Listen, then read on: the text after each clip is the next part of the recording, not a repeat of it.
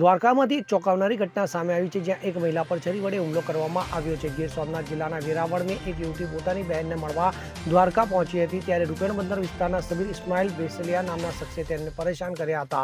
તો ગત શનિવાર બપોરે અને સાંજે આરોપીએ યુવતીને ફોન કર્યો હતો અને જેના જવાબમાં તેની બહેને ફોન ન કરવા સ્પષ્ટ શબ્દોમાં મનાઈ કરી હતી। તો રાત્રે લગભગ 10:30 વાગે આરોપી સબીર યુવતીના ઘરે પહોંચ્યો હતો અને ઘરમાં ઘૂસી જઈ યુવતીના બહેન સાથે બીભત્સ માંગણી કરી હતી, ત્યારે યુવતીએ આ માંગણીનો ઇનકાર કરતા આરોપીએ છરી કાઢી તેની પર હુમલો કર્યો હતો અને જાનથી મારી નાખવાની ધમકી આપી હતી। ત્યારે સમગ્ર ઘટના મામલે દ્વારકા પોલીસ સ્ટેશનમાં ફરિયાદ નોંધાવવામાં આવી હતી। તો પોલીસે તાત્કાલિક કાર્યવાહી કરતા આરોપી સબીર બેસલિયાની ધરપકડ કરી છે અને તેની સામે BNS તેમજ જીપી એક્ટ હેઠળ ગુનો નોંધવામાં